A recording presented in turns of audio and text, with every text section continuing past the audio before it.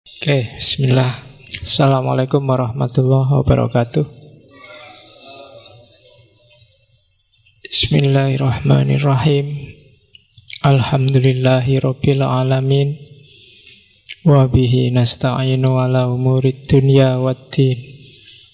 Allahumma sholli wa sallim wa barik ala habibina wa syafi'ina Sayyidina wa maulana Muhammadin wa ala alihi wa ashabihi ajma'in. Amma ba'du. Bismillah, mari kita lanjutkan ngaji kita. Malam ini kita nyampe ke sesi ideologi politik alternatif yang ketiga. Minggu lalu kita ketemu Nazinya Hitler. Malam ini kita ke dunia Islam, sebuah sistem politik yang oleh Barat sering disebut teokrasi. Jadi sistem pemerintahan yang basisnya agama, ketuhanan. Oke. Ini tehnya taruh sini aja ya, biar wajahku nggak kelihatan. Ya kan ngaji itu katanya kan undur makola wala tandur mankola. Jadi mankolanya ditutup laptop, mikrofon ini. Jadi kalau ada yang ngambil gambarnya biar cuma kelihatan laptopnya sama tehnya. Ya, biar nggak lihat yang ngaji. Oke. Jadi malam ini kita masuk ke dunia Islam, kenalan dengan Al-Mawardi. Nama lengkapnya Abu Hasan, berarti anaknya namanya Hasan. Nama aslinya Ali, jadi Abu Hasan Ali bin Muhammad. Berarti bapaknya namanya Muhammad. Al-Basri berarti dari Basroh. Al-Mawardi disebut Al-Mawardi dari kata-kata warat. Warat itu mawar. Karena Al-Mawardi ini lahir di keluarga, kalau makna literalnya penjual air mawar. Kalau hari ini mungkin pedagang parfum, maka namanya Al-Mawardi. Nama ini populer juga di Jawa, banyak orang Jawa namanya Mawardi. Dan saya tidak tahu apa gara-gara itu bunga mawar itu disebut mawar di Indonesia, gara-gara Pak Mawardi ini. Karena memang kata-kata dasarnya warat, makanya dipakai merek parfum jadi Wardah. Itu sebenarnya satu akar kata dengan kata-kata mawar. Al-Mawardi ini salah satu tokoh yang menonjol. Tokoh yang mesti menonjol ya. Kalau ada tokoh nggak menonjol ya nggak ada yang kenal, bukan tokoh pasti. Entah menonjol kebaikannya, kehebatannya, atau jangan-jangan ada juga yang menonjol kejelekannya. Dia juga disebut tokoh. Kan ada juga tokoh kejahatan, kan juga tokoh. Sama-sama menonjol.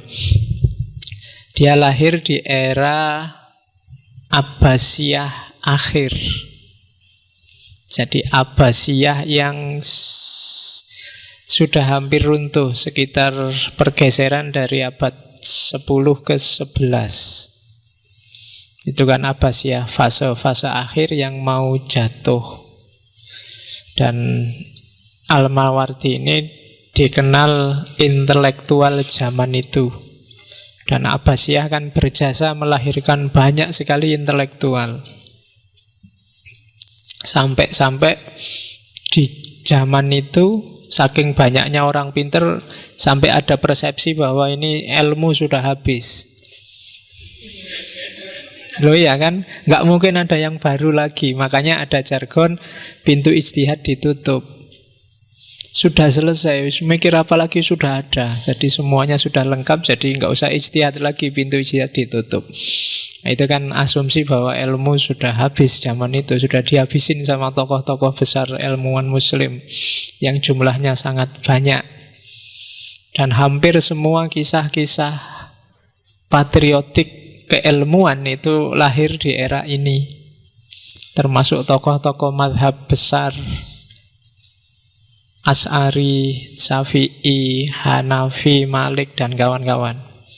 Etos keilmuan zaman itu luar biasa, nggak bisa dibandingkan sama kita hari ini. Jadi kalau banyak sekali hari ini diskusi gimana caranya agar ilmu-ilmu keislaman itu bangkit, sebenarnya kuncinya satu, gairah keilmuannya yang harus bangkit dulu. Tidak penting konsep dan teori metodologinya kayak gimana, dirumuskan kayak gimana pun, kalau gairahmu turun, gairahmu rendah, ya tidak akan bangkit keilmuan kita. Kamu rancang kayak gimana pun, kalau nggak ada gairahnya ya tidak akan jalan. Secakep apapun pacarmu, kalau gairahmu nol nggak ada gunanya. Ya, gairah itu nomor satu, semangat, etosnya. Dan hari ini itu yang tidak kelihatan, apalagi ketabrak cara berpikir ekonomi. Sekarang kan kamu pingin gairah apa saja, kamu kalkulasi secara ekonomi. Bahkan kuliah pun kamu kalkulasi ekonominya kan. Saya membayar berapa, dapat apa. Terus besok nulis buku boleh asal ada yang bayarin. Penelitian ayo asal ada yang bayari. Dan itu yang menurut saya tragedi hari ini. Dan saya yakin 100% Al-Mawardi dan kawan-kawan waktu nulis kitab itu dia nggak mikir royalti. Ya wis, Syafi'i, Malik, Hambali, dia ndak akan mikir royalti. Pasti dia mikir kemanfaatan ilmunya untuk umat. Itu yang hari ini hilang. Jadi ya mungkin dari generasi kalian lah kita bangkitkan lagi itu. Kalau ada kajian, kalau ada proyek-proyek nulis, kalau ada, hari ini kan ada latihan desain, latihan nulis, itu nggak usah dibayangkan nilai ekonominya. Nggak usah dibayangkan, saya nanti kalau ison desain, wah lumayan ini, desain sekali desain berapa, kan mesti ngono kamu. Kalau bisa nulis, wah lumayan, nyari jurnal yang honornya mahal lumayan. Selalu mikirnya ke situ. Nah, latihan itu ya. Dan ulama zaman dulu nggak mikir honor. Padahal kadang-kadang ngejar satu data, satu hadis saja bisa perjalanan berbulan-bulan. Dan itu membayar dewe. Tidak minta surat perjalanan dinas ke khalifah. Ya, tidak bikin proposal. Ya kan, itu mikir bisa semalaman. Abu Hanifah itu dikenal sebagai ulama yang kalau malam jarang tidur. Kalau habis isya gini dia biasanya mojok di dindingnya masjid itu sambil setengah melek, setengah merem itu mikir. Semalaman biasanya sampai hampir subuh. Ceritanya begitu. Jadi sambil mungkin selonjor, sambil sandaran itu mikir. Abu Hanifah kan dikenal mazhabnya rasionalis. Jadi tak bayangkan, dan itu mesti nggak mikir honor, berapa jam saya masuk, berapa enggak. Dan itu yang hari ini hilang. Imam Syafi'i juga begitu kan, Imam Malik apalagi, Imam Ahmad bin Hambal bahkan sampai mau meninggal sama dokternya disuruh makan makanan yang bergizi aja dia enggak punya, bisa punyanya cuma roti sama acar. Padahal ulama besar. Kalau hari ini kan ilmuwan levelnya tinggi sedikit kan, rumahnya bagus, mobilnya banyak. Dan Imam Abu Hanifah tokoh yang luar biasa kan, dia mazhab besar dan nggak banyak hartanya. Hari ini ilmuwan hari ini sukanya piknik, seminar kemana-mana. Iya kan? Bandingkan sama Imam Malik. Imam Malik itu sepanjang hidupnya nggak pernah keluar dari Madinah kecuali waktu haji dan umroh. Berarti cuma ke Mekah. Dan dia ulama besar. Nah, yang kayak gini enak kalau diceritain, cuma kalau dijalani agak berat. Ya. Kamu kalau tak bilangin gini, wah yo besok saya mau gitu, pokoknya semangat. Coba dilihat besok. Pokoknya paling enggak ya diinget-inget lah. Kalau tiba-tiba kalian melencengnya terlalu jauh, ya kembalikan lagi ke khitoh, keilmuannya. Kan kemarin di filsafat kebahagiaan kan rumusnya jelas. Semakin tinggi ilmumu, dampaknya harus semakin baik kelakuanmu. Semakin baik kelakuanmu, pasti nanti akhirnya kamu bahagia. Dan pasti ini yang membawa kamu lebih dekat sama Allah. Rumusnya kan itu kemarin, bahagia itu. Jadi ilmunya banyak, kelakuannya tambah baik, hidupnya tambah bahagia, dan pasti selangkah lebih dekat sama Allah. Tambah satu pengetahuan, tambah dekat lagi. Itu rumus ilmunya. Kemarin kita ketemu di filsafat kebahagiaan Plato dan kawan-kawan. Malam ini kita ketemu salah satu dari mereka. Namanya Al-Mawardi. Sama-sama tokoh besar, sama-sama tekunnya, bahkan sangat hati-hati. Dalam cerita Al-Mawardi ini karyanya banyak, cuma tidak banyak karya yang dipublish sebelum dia meninggal. Ada beberapa karya yang terbitnya setelah dia meninggal. Jadi kalau dia nulis buku, bukunya selesai, nggak cepet-cepet dilempar ke publik, tapi disimpan dulu. Takut nanti ada yang keliru, takut ada yang tidak pas, takut, pokoknya banyak takutnya. Jadi saking hati-hatinya bukunya cuma ditumpuk. Hanya 1-2 yang dikeluarkan, mungkin karena perintahnya khalifah atau ada hal lain. Bahkan ada cerita pembantunya dipeseni, besok kalau aku mau meninggal, kamu mendekat padaku, terus ulurkan tanganmu padaku. Jadi kalau tanganmu tak sambut, maksudnya mau diajak salaman, berarti bukuku jangan diterbitkan semua, jangan dikeluarkan. Tapi kalau aku diam aja, tanganmu gak tak sambut, berarti silahkan diterbitkan bukuku. Dan kebetulan waktu mau meninggal, waktu pembantunya ngajak salaman, Al-Mawardi gak menyambut tangannya, berarti boleh diterbitkan. Dan jadilah bukunya banyak yang kita nikmati hari ini, khususnya bidang politik dan hukum atau fikih. Dan jangan salah, Al-Ahkam Al-Sultaniyah itu kitab politik, buku politik, naskah ilmu politik pertama dalam sejarah. Nanti ini berpengaruh besar di Barat, termasuk dulu waktu kita belajar Machiavelli, Il Principle. Jadi malam ini kita ketemu kitab babon awal politik Islam. Judulnya Al-Ahkam As-Sultaniyah. Kalau kajian Islam ini masuk bab fikih siyasah atau siyasah as-syar'iyah. Biasanya itu. Jadi kita omongkan politik yang dalam kategori barat sering disebut sistem teokrasi. Kalau minggu lalu kan kita ngomong sistem yang totaliter, nasionalis, sosialis versi Hitler.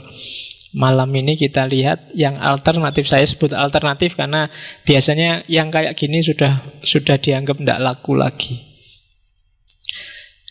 Banyak teman-teman yang tidak setuju khalifah, khilafah, tapi jarang yang mencoba belajar beneran. Jangan-jangan khalifah, khilafah itu apa? Yang nggak disetujui itu yang gaya apa, yang di mana?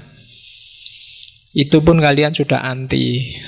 Itu kelemahannya orang hari ini. Ghazali itu sebelum menghajar filsafat habis-habisan, dia belajar sangat dalam tentang filsafat. Bedanya sama orang hari ini itu, kalau sudah benci ya wis ndak. Semua sumber yang anti ndak dibaca. Bila perlu dibuang, dibakar. Yang anti Syiah, buku-buku Syiah haram. Yang anti Wahabi, buku-buku Wahabi haram. Jadi yang tinggal ilmunya hilang, yang ada hanya kebenciannya. Dan kebencian tanpa ilmu itu lahirnya mesti ketidakadilan. Dan Al-Quran sudah wanti-wanti, wala yajrimannakum sana'anu qaumin. Jangan sampai menjerumuskanmu kebencianmu pada satu kaum, sehingga kamu jadi tidak adil. Makanya hati-hati, dievaluasi lagi hidupnya, mana yang kamu benci, dan kebencianmu itu ada ilmunya apa enggak. Termasuk tentang Ahok dan kawan-kawan. Hari ini kan sebel aku di WA isinya gitu, terus ada yang pro, ada yang kontra, terus gegeran. Sama-sama tidak ngerti ilmunya. Oke, malam ini kita lihat sedikit saja, tidak akan banyak karena kalau dibahas semua Al-Ahkam As-Sultaniyah itu ada 20 bab. Meskipun nggak terlalu tebal kitabnya. Di situ ada tidak cuma isu politik, ada juga isu ekonomi, juga isu-isu hukum. Jadi sangat panjang kalau kita bahas. Malam ini kita semacam review aja, overview. Kita ambil beberapa yang penting. Ya tentu saja penting menurut saya. Ya kalau sak karepku kan intine ngono.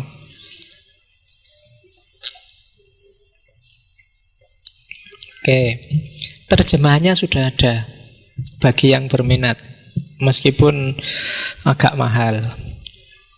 Ya kan buku-buku terjemahan itu kan mahal. Dari wajahmu kelihatannya berat kalau beli. Oke. Iya, kan kelihatan dari wajahnya.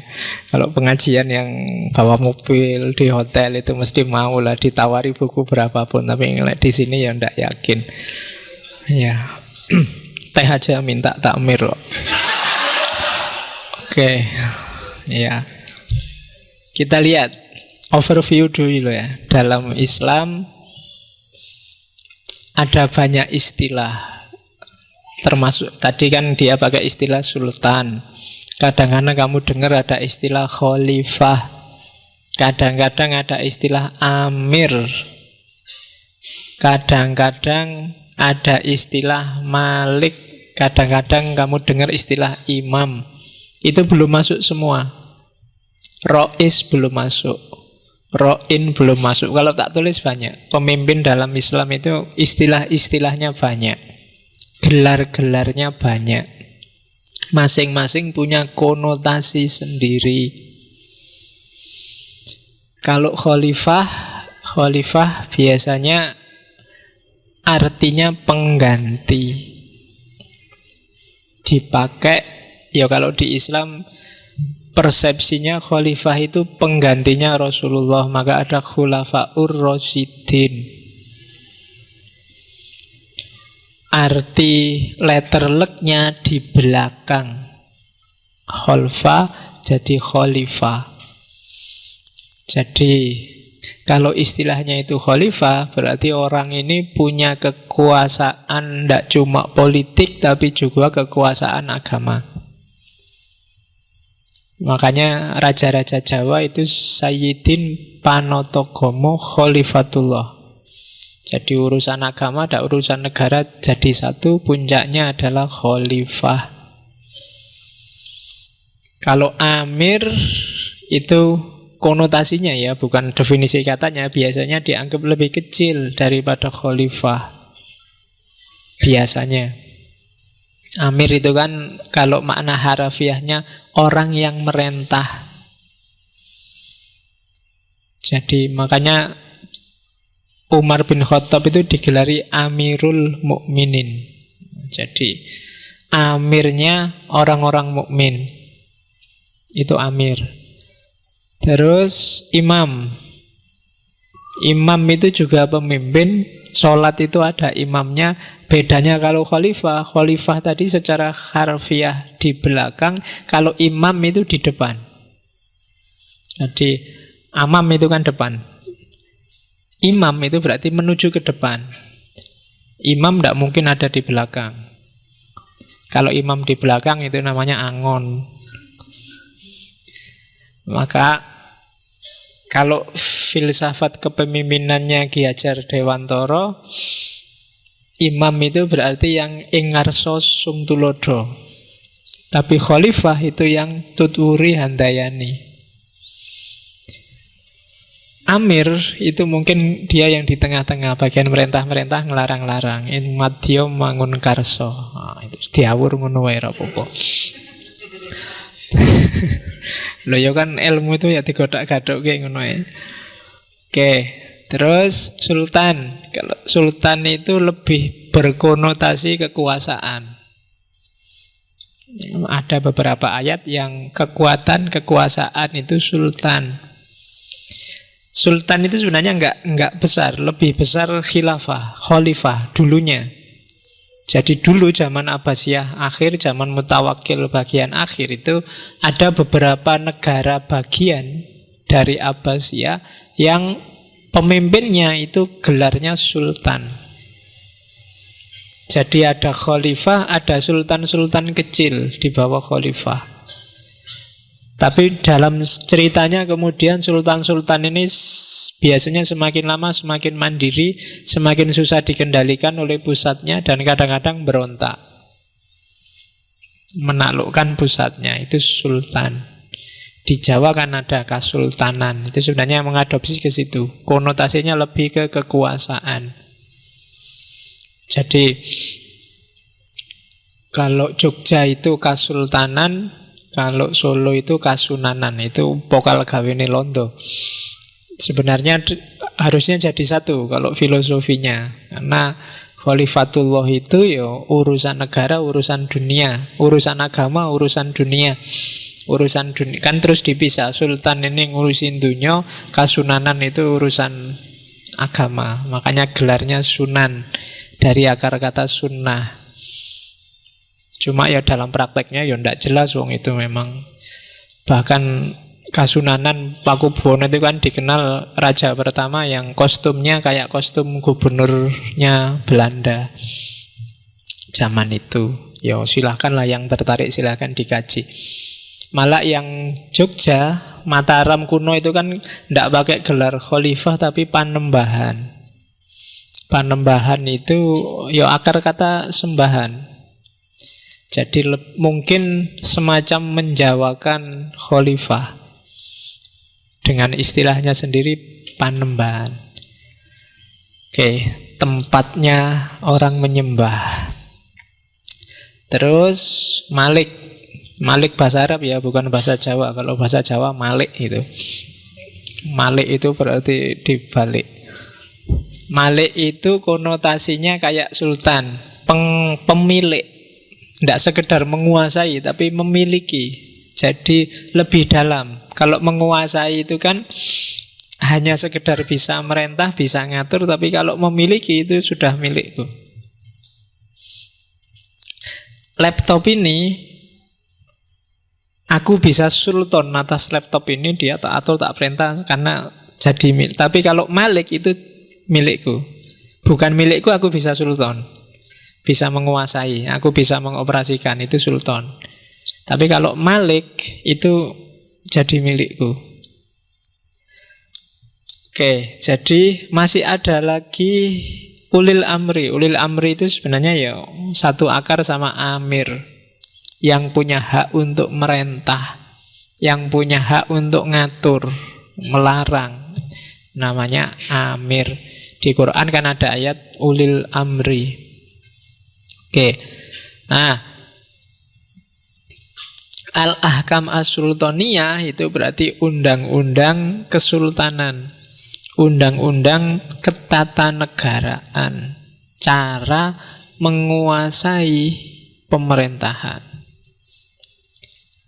Itu dari Al-Mawardi. Sebelum masuk ke isi kitabnya, kita cek dulu ya, dalam politik Islam itu ada dua aliran. Ada aliran substansialis, ada aliran formalis. Sejak dulu, nggak cuma sekarang. Dulu sampai hari ini itu isinya dua orang debat itu, ada yang substansialisme, ada yang formalisme. Yang substansialis melihat bahwa politik itu tidak diatur secara formal dan detail dalam Islam, hanya prinsip-prinsipnya saja. Mungkin keadilan, kesetaraan, musyawarah, dan seterusnya. Itu namanya kelompok substansialis. Yang sangat terkenal pelopornya itu muridnya Abduh Ali Abdur Razik. Kitabnya judulnya Al-Islam wa Usulul Hukmi. Bisa di-download gratis kitabnya sudah diterjemahkan juga dan agak tipis. Enak yang mau mengkaji. Biasanya dikategorikan kitab politik Islam yang sekuler. Tapi sebenarnya ya tidak sekuler-sekuler amat. Itu maksudnya substansi ajaran Islam, bukan formalisme ajaran Islam. Substansialis berarti ya Pancasila itu asal selaras dengan prinsip-prinsip Islam, ya sudah Islam. Tidak harus formal dia disebut negara Islam juga tidak apa-apa. Sebaliknya, meskipun sebutannya syariat atau negara Islam, kalau perilakunya anti, nabrak prinsip-prinsip Islam, zalim, keras, ngerusak, menyusahkan orang, itu berarti bukan negara Islam. Jadi versi substansialis, gaya ISIS itu pasti bukan Islam, karena jelas nabrak prinsip-prinsip dasar Islam. Itu aliran pertama. Aliran kedua, formalis. Kalau ini lawannya. Islam itu ya din wa daulah. Tidak sekedar prinsip. Ya ada modelnya secara detail. Ada formalitasnya. Mungkin model khilafah, model kesultanan, model itu formal. Harus ada sistem politik formal yang mengakomodasi syariah sebagai undang-undang, dan negaranya juga harus negara Islam. Namanya kelompok formalis.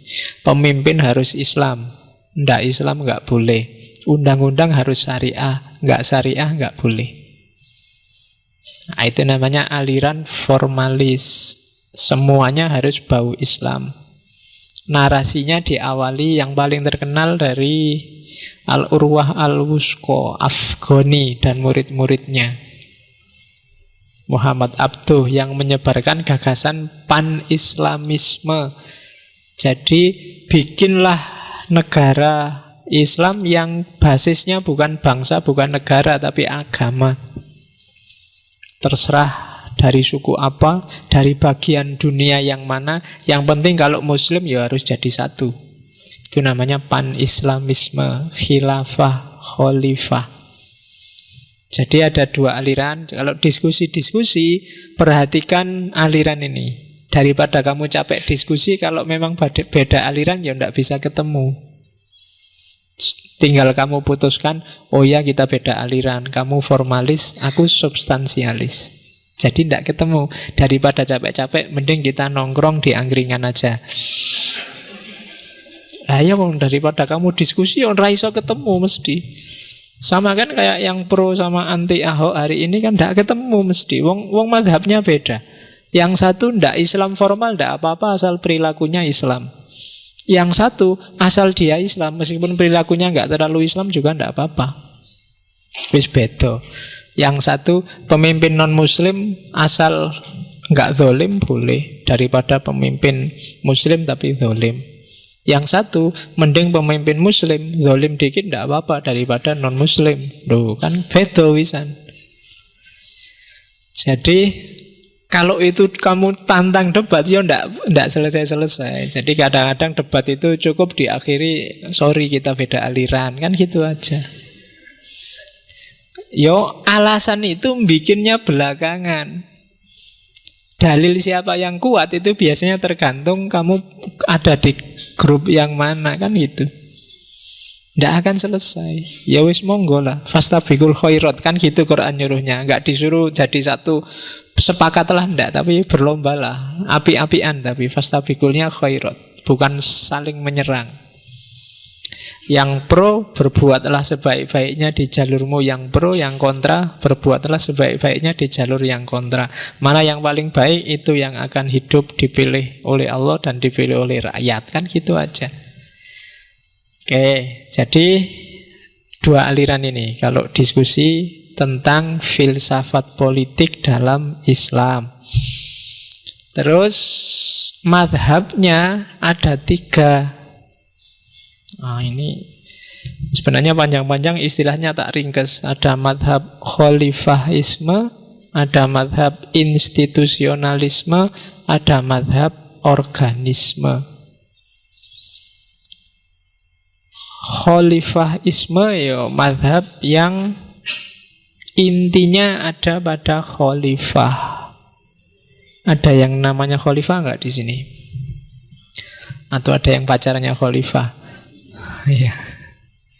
Oke, jadi kalau nyari khalifah itu ya gampang, cari aja di kampus-kampus ya. Kalau ada mahasiswi namanya khalifah, ini dia khalifah. Jadi 3 aliran, kita lihat satu-satu ya. Khalifahisme itu pandangan yang menganggap bahwa intinya politik Islam, intinya tata negara dalam Islam itu khalifah. Tidak harus bahas macam-macam. Cukup cari khalifah yang terbaik, dan nanti dia akan jadi kepala negara yang baik, dan otomatis negara akan jadi baik. Yang lain nggak usah dibahas. Nah, itu pandangan yang pertama, namanya khalifahisme. Jadi, semua urusan akan beres kalau kita ketemu pemimpin yang bagus. Itu khalifahisme. Karena pemimpin itu adalah intinya dalam masyarakat. Nah, itu pandangan yang pertama. Antara lain yang punya pandangan kayak gini itu Ghazali. Jadi katanya Ghazali, alasannya 2. Agama itu beres kalau dunianya beres. Dan dunia beres kalau khalifahnya beres. Yang kedua, dunia itu tentram, tertib, selamat segalanya, maqasid syariah terpenuhi kalau khalifah beres dan ditaati. Jadi rumusnya Ghazali simple. Hidup ini harus beres, yang bisa membereskan ya pimpinan. Yang banyak berperan itu khalifah. Sebagus apapun rakyat, kalau khalifahnya rusak, ya keputusan yang diambil akan rusak dan negara akan rusak. Maka pemimpin penting, kuncinya justru ada di situ.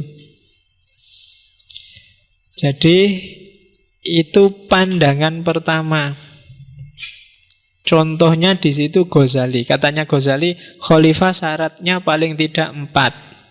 Yang pertama, bisa bertindak, punya wibawa, jujur, dan cerdas, pinter.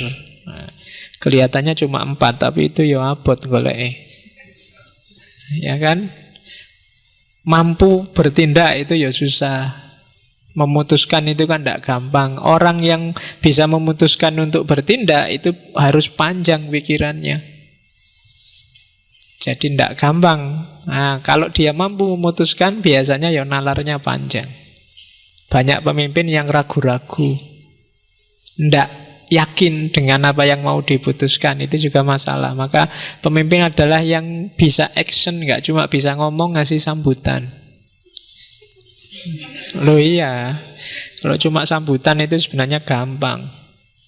Jadi dia harus bisa bertindak.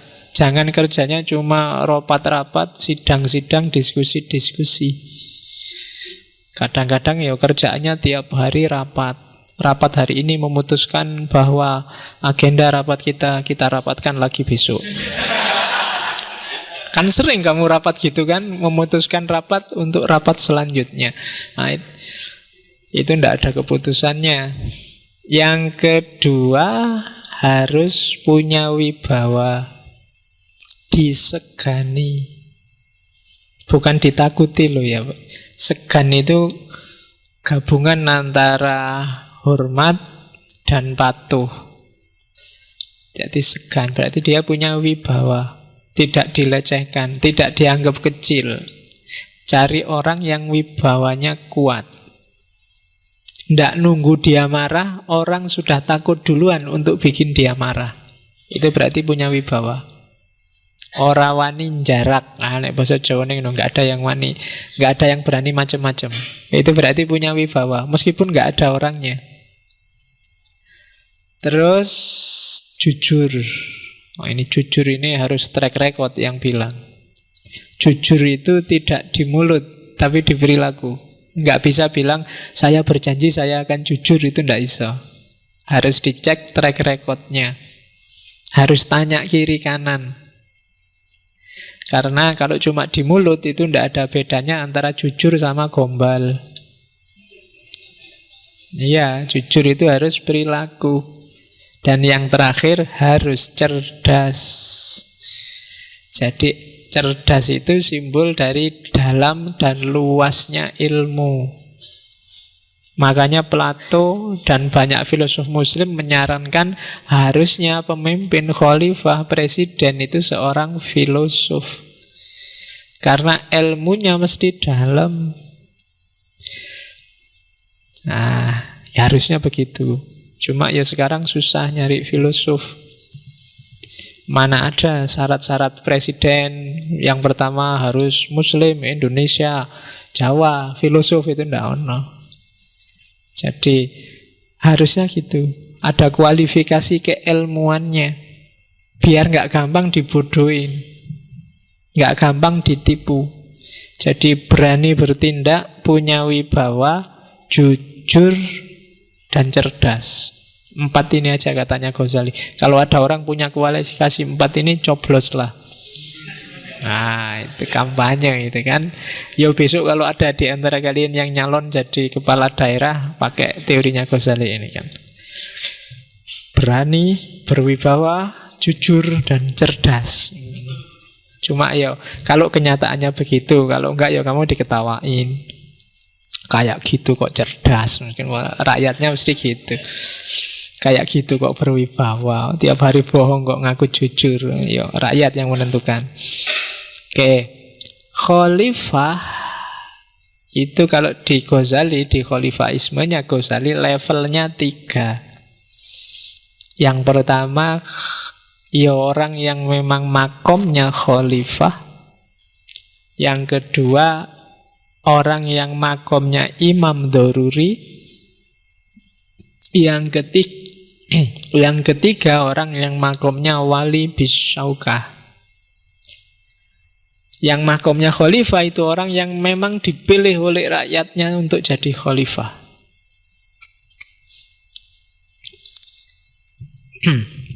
Jadi syarat-syaratnya penuh. Cuma kan saya bilang tadi, syarat 4 itu kelihatan simpel tapi tidak gampang nyari orang dengan kualifikasi itu. Seandainya nggak nemu orang dengan 4 kualifikasi itu, tidak apa-apalah kalau ada kurangnya dikit-dikit, terpaksa. Susah Pak sekarang nyari yang jujur 100%. Ada sih tapi tidak pinter. Nah, itu kan masalah. Iya, ada Pak jujur, pinter tapi tidak punya wibawa sama sekali, nggak berani ngambil keputusan. Nah, diskusi sih canggih dia, cuma yo bingungan, penakut. Nah, susah kan nyarinya. Ya seandainya nggak ada, ya carilah yang terbaik dari yang jelek, namanya imam doruri. Ya, jadi terpaksa ono kuwi piye meneh. Dari sekian banyak calon, kadang-kadang kan kalian gitu kan milih pilkada apa-apa, iki calonnya ndak ada yang kenal, kok jelek semua. Ijazah tuku kabeh, mesti ndak pinter.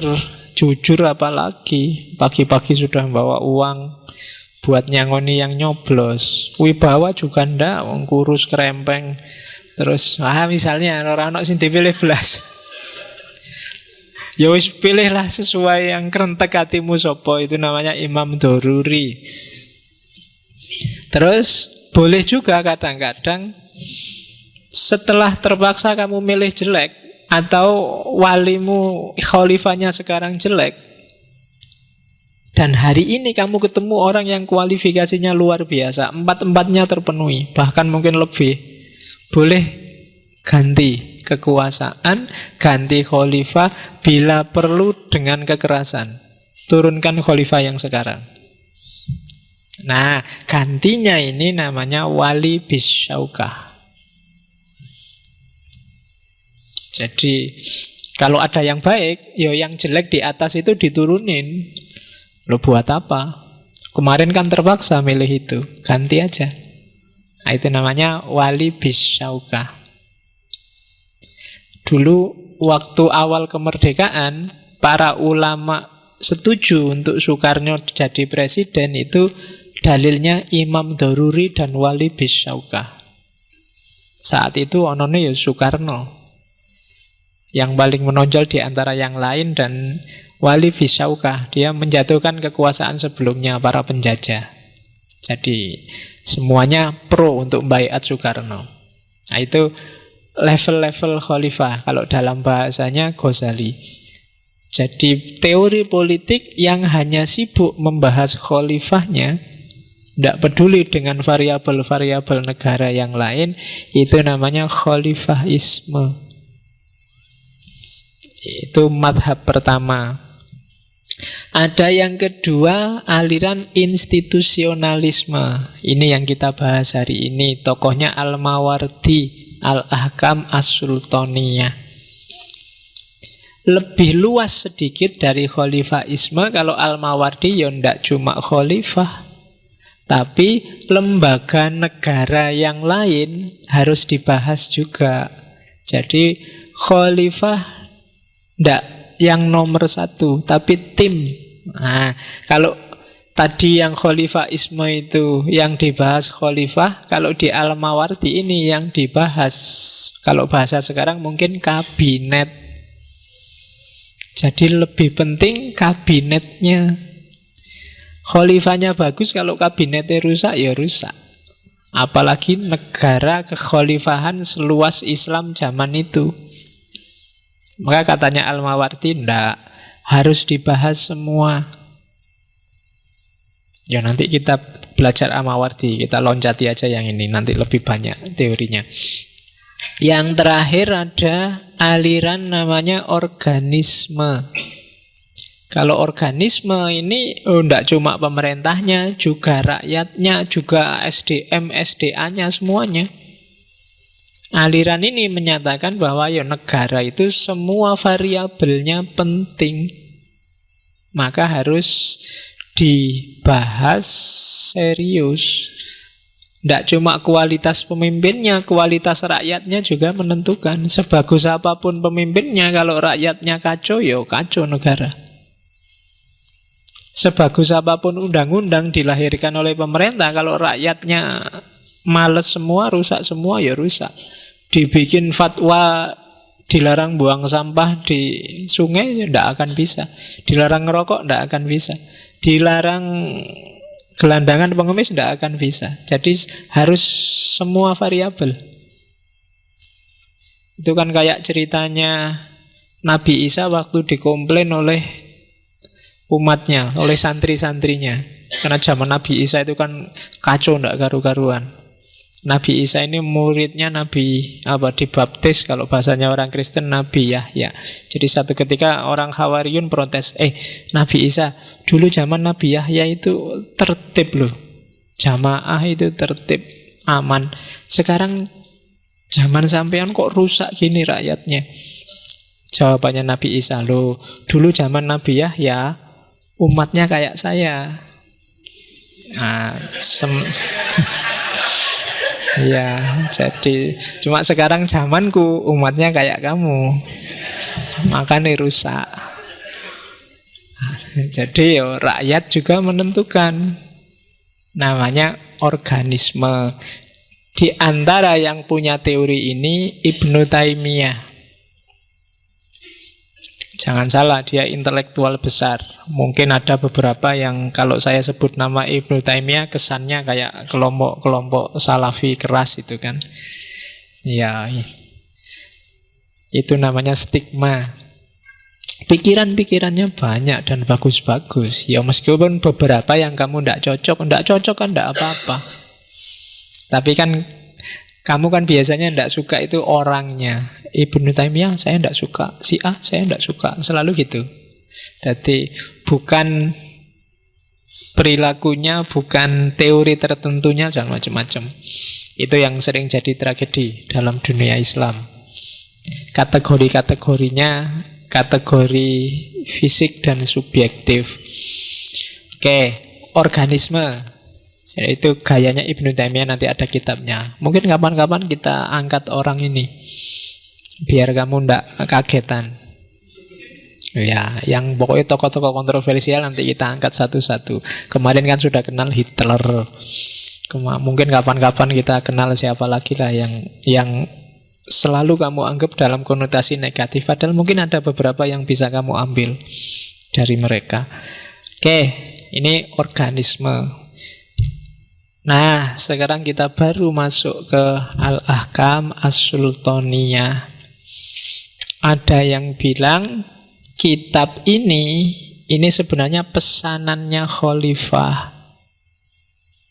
Khalifahnya, ada yang bilang ini pesanannya Khalifah Al-Qaim. Al-Qaim itu kelihatannya setelah Al-Qadir. Zaman-zaman, jadi Abbasiyah itu kan mulai susut eranya Al-Mutawakkil. Jadi Al-Mutawakkil ini ngangkat, tadi dia khalifah, terus ngangkat beberapa sultan karena luasnya pemerintah Islam. Sultan-sultan ini mulai nakal, termasuk yang paling dikenal kan Bani Buwaihi dan orang-orang Turki, termasuk beberapa pejabat yang dari Persia. Itu yang bikin lama-lama kekuasaan khalifah ini jadi kayak simbolis. Nggak ada powernya lagi. Yang punya power sultan-sultan yang ada di daerah-daerah. Apalagi saat itu lahir juga di Persia misalnya Bani Fatimiyah. Itu semakin memperlemah kekhalifahan Abbasiyah, dan nanti jatuh kan terus diganti di orang-orang Turki mendirikan Utsmaniyah. Jadi ini di era-era itu. Makanya terus Sultan pesen Al-Ahkam As-Sultaniyah, tolong Al-Mawardi tulislah kitab politik. Dan gaya bahasanya memang kayak bahasa hukum, agak kaku. Beda dengan kitabnya Al-Mawardi. Misalnya yang pesantren mungkin kenal Adabud Dunya Waddin. Itu ada puisinya, ada beberapa narasinya lebih luas. Tapi Al-Ahkam As-Sultaniyah ini narasinya kaku.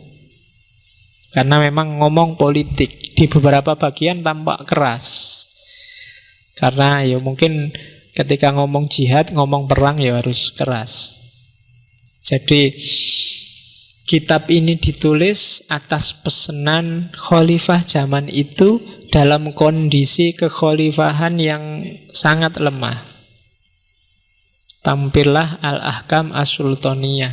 Makanya sebenarnya sebelum ditulis ini, khalifah juga mengadakan semacam sayembara untuk nulis kitab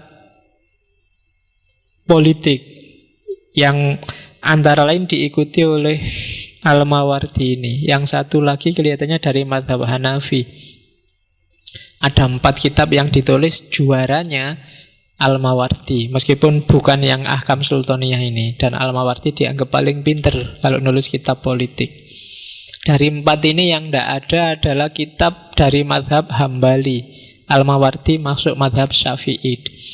Nah, mazhab Hambali ini nanti ada beberapa tahun kemudian, ada Abu Ya'la Al-Farra namanya, nulis kitab juga yang judulnya Al-Ahkam As-Sultaniyah, tapi dari mazhab Hambali.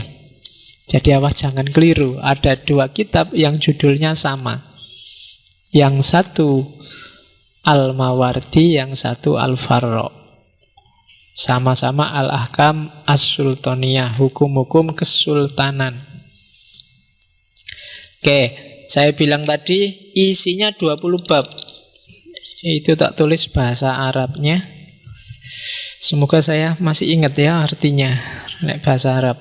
Yang pertama fi akdil imamah, ya tentang pengangkatan imam, ini nomor 1. Yang kedua fi taklidil wazaroh, atau kadang-kadang dibaca wizaroh,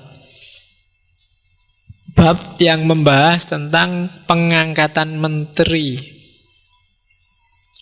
Yang ketiga taklidil imaroh alal bilad, pengangkatan kepala daerah. Imaroh alal bilad. Terus fi taklidil imaroh alal jihad, mengangkat panglima TNI. TNI iki negaranya Abbasiyah, TNA. Ya, Tentara Nasional Abbasiyah. Oke, terus fi wilayah alal masoleh. Apa sekarang Luhut itu apa? Pol Hukam. Pokoknya stabilitas nasional lah urusannya. Alal masoleh fi wilayatil qada, pengadilan. Fi wilayatil madzolim. Madzolim itu kayak MK, Mahkamah Konstitusi atau PT UN. Pokoknya orang-orang yang mengeluh terhadap pemerintah itu madzolim. Terus fi wilayatin nikobah ala dzawil ansob. Panjang sekali ya. Ini bagian mencatat nasab. Kalau di sini mungkin urusan akte opo, akte kelahiran, akte kematian. Ya sejenis itulah pokoknya departemen yang ngurusi akte kelahiran. Terus fi wilayah ala imamah as-sholawat. Bukan sholawatan loh ya. Ya, pemimpin sholat imam. Oh, ada departemen imam. Mungkin kayak jadi takmir itu kalau zaman dulu, iya, diangkat oleh negara, pegawai negeri, jangan salah.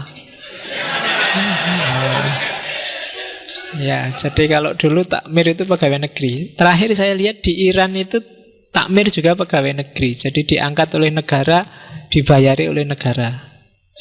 Jadi enak, kalau di Indonesia belum.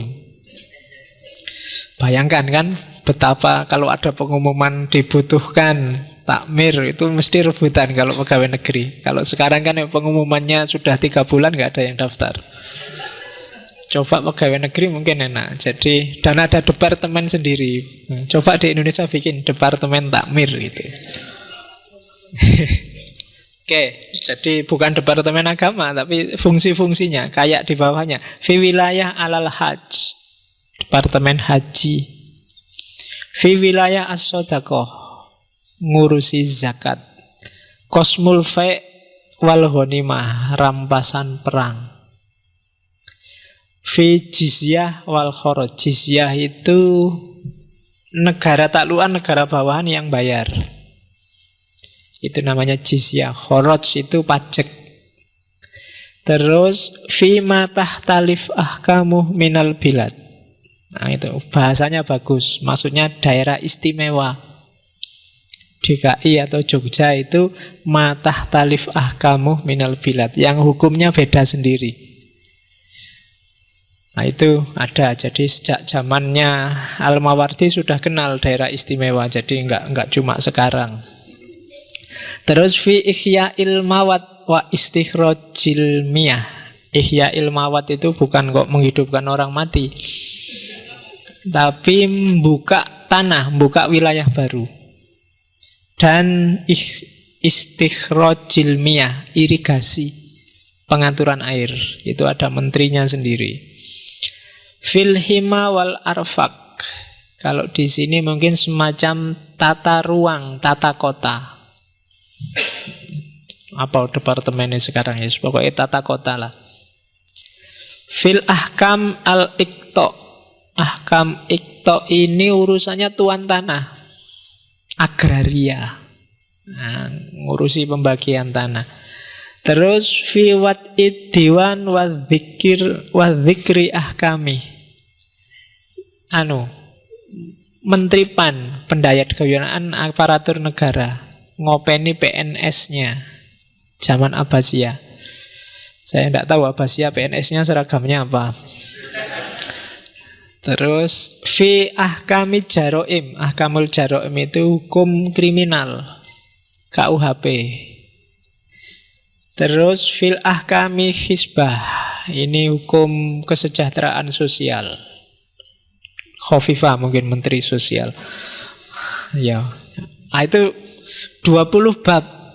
Bayangkan sampai sedetail itu dibahas oleh Al-Mawardi zaman itu loh ya. Kalau zaman sekarang sih referensi banyak. Tapi zaman itu tuh sampai terbayang daerah istimewa, sampai terbayang irigasi, sampai terbayang.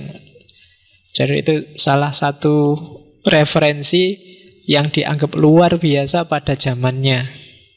Bahkan hingga hari ini. Coba kita cek satu-satu sekarang. Bagaimana majunya teori Al-Mawardi tentang negara.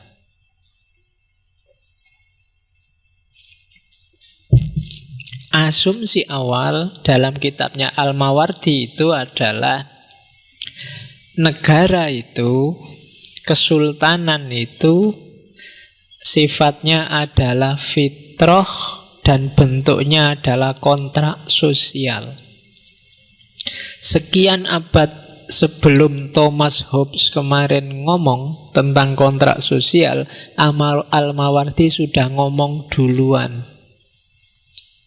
Jadi kemarin kan kita ketemu Leviathannya Thomas Hobbes itu, yang menganggap bahwa negara itu ya kontrak. Tapi sebenarnya dia bukan orang pertama di muka bumi yang ngomong kontrak sosial. Jauh sebelumnya Al-Mawardi sudah ngomong itu.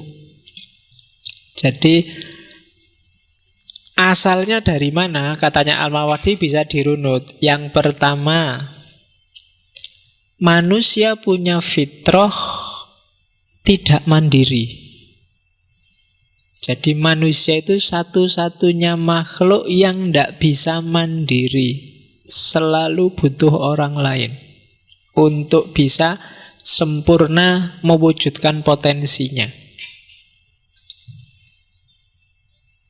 Hewan bisa. Hewan itu lahir nggak ada sekian jam sudah punya semua daya yang dimiliki orang tuanya. Mungkin tiba-tiba kambing itu lahir sekian jam sudah bisa berdiri, sudah bisa nyari-nyari makan sendiri. Kalau manusia nggak bisa.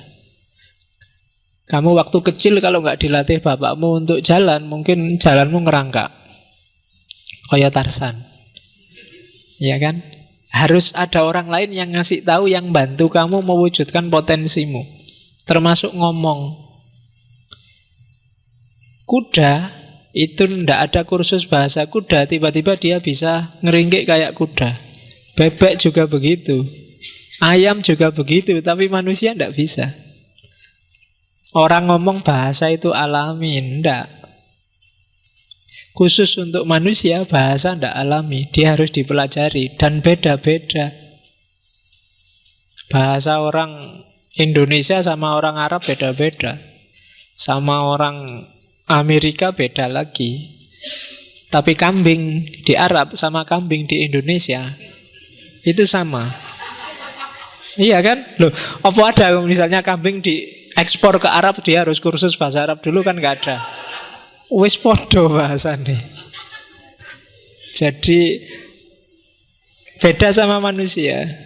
Kamu nggak bisa kontak sama orang Inggris kalau kamu nggak bisa bahasa Inggris, terpaksa kursus dulu.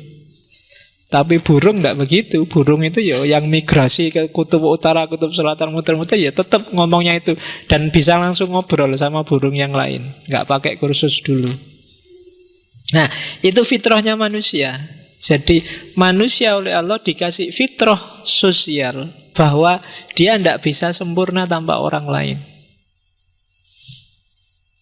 Ya termasuk kawin itu kan. Kawin itu kan juga fitrah, bahwa tanpa orang lain ada potensimu yang tidak bisa muncul. Gak ada gunanya kamu punya itu kalau nggak kawin. Ya kan? Fungsinya nggak optimal. Nah, ya paling cuma buat kencing. Oke. Ya, itu kan namanya tidak sesuai dengan kegunaannya. Jadi, dan itu fitrah dalam banyak hal. Jadi untuk memenuhi fitrah ini akhirnya orang butuh yang lain. Kebutuhan akan yang lain ini, bandingkan sama Thomas Hobbes. Thomas Hobbes kan awalnya manusia itu jelek, bahwa manusia pingin saling menaklukkan yang lain. Tapi kalau di Al-Mawardi tidak, bukan itu. Kita bukan pingin menaklukkan orang lain, tapi kita tidak bisa hidup tanpa orang lain. Sejago apapun kamu. Misalnya yang ahli survive di hutan. Saya Pak, kalau di hutan cuma bawa pisau satu bisa survive berbulan-bulan. Emangnya yang bikin pisau siapa? Ya, bukan kamu sendiri, ada tukang pisau yang bikin. Kamu ke sana pakai baju, yang bikin bajumu siapa? Yang dulu ngelatih kamu bisa survive siapa? Nggak mungkin orang hidup tanpa orang lain. Dari situlah nanti timbul kesepakatan-kesepakatan, termasuk lahirnya kontrak sosial sehingga melahirkan negara. Lebih enak ngaturnya, saling butuh, saling bantu. Guru butuh murid, murid butuh guru, negara yang ngatur. Ya kan? Kamu sakit butuh dokter, dokter juga butuh pasien. Ngapain jadi dokter kalau nggak ada pasiennya? Kan gitu. Kalau dokter kan berdoanya bukan semoga semua orang nggak sakit, tapi semoga orang yang sakit bisa tak sembuhin, kan gitu. Kalau semua orang nggak sakit, ya rumah sakitnya tutup. Nah itu dokter sama pasien, dosen sama mahasiswanya, orang tua sama anaknya kan juga butuh. Untuk jadi orang tua kan harus butuh ada anaknya. Jadi ayah, kan ada anekdotnya itu kan, ayah sama anak itu duluan mana? Ya duluan anaknya. Karena sebelum ada anaknya dia belum jadi ayah. Jadi begitu ada anak baru dia jadi ayah. Jadi itu ilmu logika itu. Jadi kalau bapakmu sama kamu itu sebenarnya adanya duluan kamu. Karena begitu kamu ada, baru dia jadi bapak. Sebelum kamu ada kan belum bapak, paling masih suami, masih. Oke, jadi loh iya kan, kamu mikirnya nggak nyampe situ mesti. Jadi jangan salah, nanti kalau pulang bapakmu bilang, mana yang lebih tua? Loh, bapak itu ada setelah saya. Setelah saya jadi anak ini ada, baru ada bapak. Sebelum saya ada kan belum bapak. Oke. Jadi negara ada karena fitrahnya manusia. Polanya adalah kontrak. Tujuannya apa? Memenuhi kebutuhan dan mewujudkan potensi. Oke, ini teori sosialnya Al-Mawardi. Kebalik, sama-sama kontrak sosial, kebalikannya Thomas Hobbes kemarin. Kalau di Thomas Hobbes, manusia itu saling ngancam. Orang lain itu ancaman luar biasa bagimu, maka biar mereka nggak nabraki kamu, nyusahin kamu, harus dibikin perjanjian. Dan perjanjian itu lahirlah negara. Kalau di Al-Mawardi kebalikannya.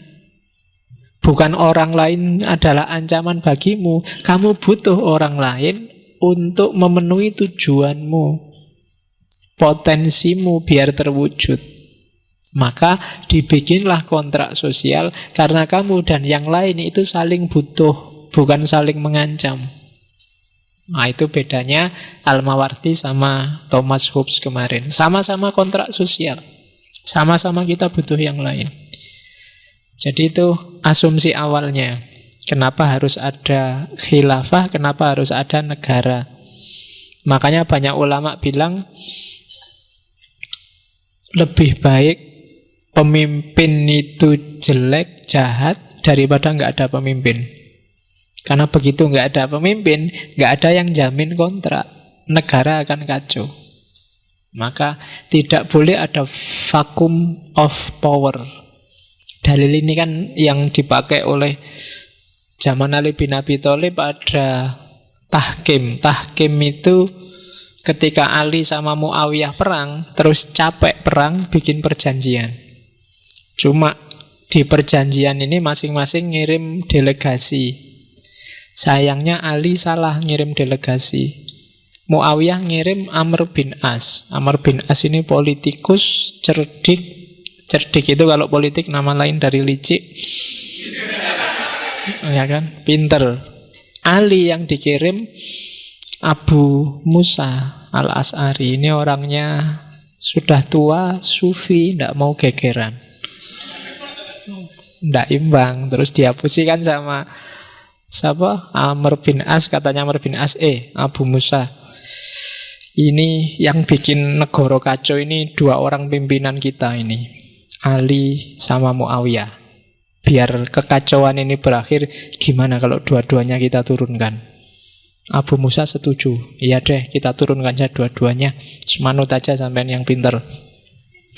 Terus setuju gini, karena kita sudah turunkan dua-duanya, sampean yang nanti kita turunkan sesuai mewakili ya. Sampean nanti menurunkan Ali, saya menurunkan Muawiyah. Sampean yang lebih tua naik panggung dulu. Nah, Abu Musa naik panggung dulu, terus dia menyatakan, dengan ini sebagai wakil Ali, saya mendemisioner Ali sebagai khalifah, saya turunkan jabatannya. Giliran Amr bin As naik, cuma dia nggak seperti kesepakatan. Begitu naik panggung dia bilang, saudara-saudara, karena Ali sudah diturunkan sendiri oleh para pengikutnya, berarti sekarang vakum, kekuasaannya kosong. Daripada, kan Nabi bilang kekuasaan kosong itu bahaya, jadi otomatis sekarang yang jadi pimpinan ya Muawiyah, berarti sekarang khalifah kita Muawiyah. Dan itulah kalau di Islam namanya fitnah kubro, kedua setelah fitnah kubro. Pertama terbunuhnya Utsman, dimulailah intrik-intrik, di situ lahir 3 aliran besar yang sampai sekarang ada: Syiah, Khawarij, Murji'ah. Syiah hari ini masih hidup, Khawarij sebagai organisasi mungkin sudah mulai sangat hilang, tapi gaya beragama Khawarij masih banyak. Murji'ah juga lebih banyak. Murji'ah itu kan kelompok yang nyari aman. Kayak kita ini sebenarnya mungkin gaya-gaya Murji'ah, sing penting selamat, sing penting ndak gegeran, wis pokoknya kan gitu aja. Itu gaya-gaya Murji'ah. Oke. Nah, itu dibahas oleh Al-Mawardi bahwa harus ada pimpinan, harus ada negara biar kebutuhan kita terpenuhi. Terus selanjutnya perhatikan 6 hal dalam kehidupan bernegara yang penting. Jangan sampai 6 ini nggak ada. Meskipun tadi ada kelompok substansialis, itu kan tetap ada agama, itu kan nomor 1 agama. Meskipun agama diambil dari sisi substansinya. Jadi yang pertama agama. Kenapa harus agama? Karena aturan yang bisa lebih dalam berpengaruh dalam diri seseorang itu keimanan, kepercayaan. Negara tidak akan sanggup ngontrol perilaku seseorang sampai ke dalam, sampai detail. Yang bisa ngatur agama. Maka katanya Al-Mawardi, jangan sampai agama dibuang dalam kehidupan bernegara atau disisihkan. Makanya tadi saya bilang di awal, ini gaya yang disebut teokrasi. Agama harus ikut masuk. Kalau nggak ikut masuk, kemungkinan kacau, kemungkinan orang tidak terkontrol lebih besar. Karena yang bisa ngontrol manusia sampai ke dalam, sampai detail, tanpa harus diawasi, tanpa harus dilihatin terus, itu agama. Jadi agama yang dihayati, bukan agama yang hanya dilaksanakan secara formal, tapi dia harus masuk. Karena itu, karena agama harus dihayati, maka pendidikan agama jadi penting. Nomor 1. Nah, yang kuliah agama jadi kunci. Karena dialah nanti yang jadi salah satu pilar tegaknya negara. Katanya Al-Mawardi loh berarti. Jadi itu tanggung jawabnya mahasiswa UIN itu. Ya. Jadi menjaga rohnya negara. Yang kedua baru penguasa. Penguasa yang kenapa yang berwibawa ya? Karena dengan wibawanya, dengan karismanya, dia lebih mudah mengendalikan rakyat. Jadi boleh pemerintah itu, boleh misalnya presiden itu pencitraan, tapi dalam konteks biar rakyat lebih percaya padanya. Jadi dengan wibawanya dia lebih gampang ngatur. Tapi kalau raja penguasa dianggap tidak punya wibawa, tidak punya power, ya wassalam. Dia ngomong apa aja ya rakyatnya males. Lihat TV, itu lagi, ganti-ganti. Bosan. Jadi penguasa harus yang berwibawa. Sebelum dia ngomong, rakyat paham dulu apa maunya. Wah, itu mesti ke situ dan manut. Tidak harus marah-marah. Nah, itu penguasa yang berwibawa. Yang ketiga, keadilan.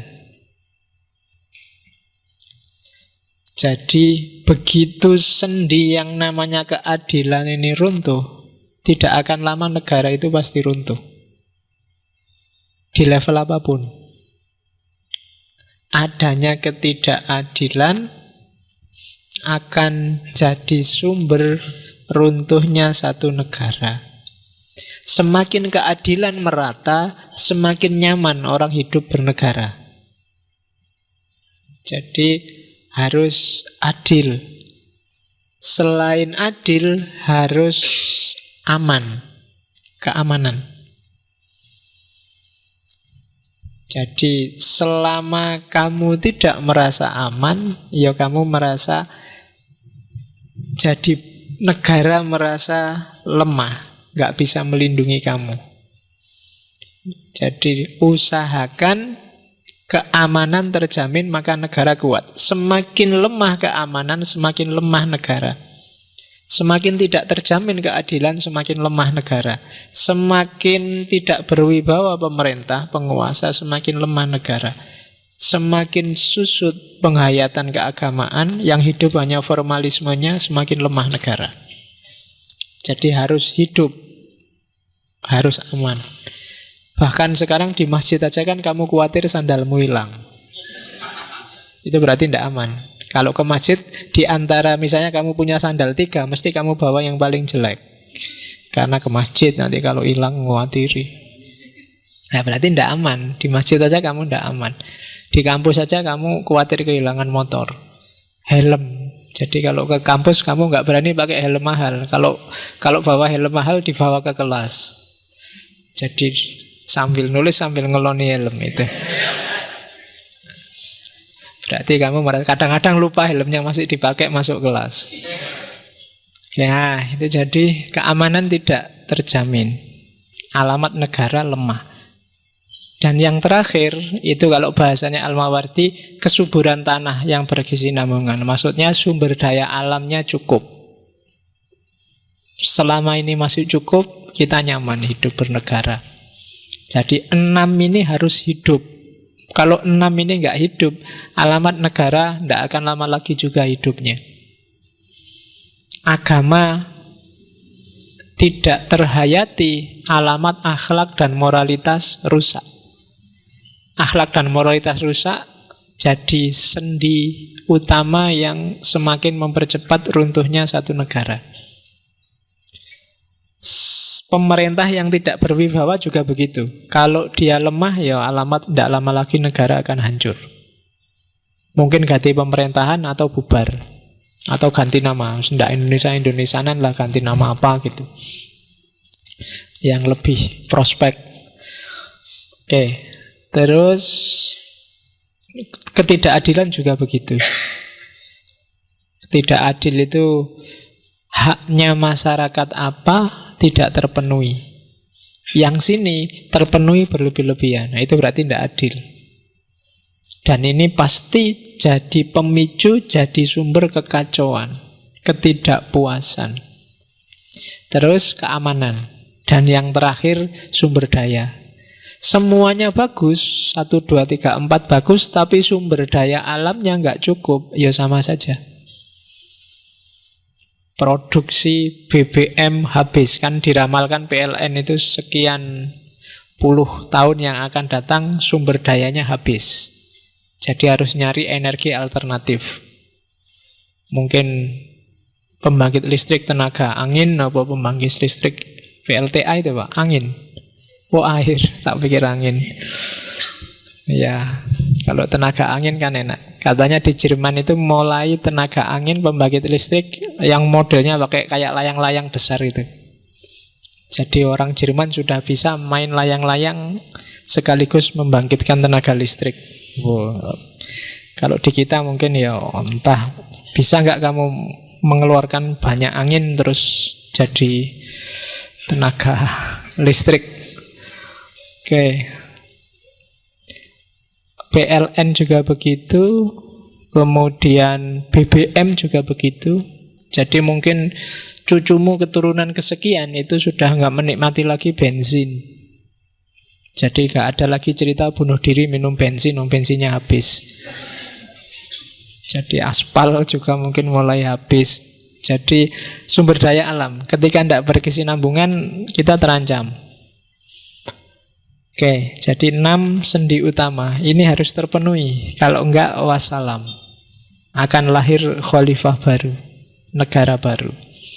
Selama ini masih ada, sistem lama akan bisa bertahan meskipun digempur oleh tawaran-tawaran ideologi baru.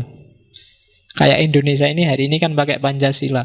Kalau dengan Pancasila itu orang kepercayaannya terjamin, pemerintahannya bagus, keadilan jalan, keamanan jalan, sumber daya alam mencukupi, maka kita masih lama pakai Pancasila. Meskipun ada macam-macam orang menggugat, menawarkan ideologi baru.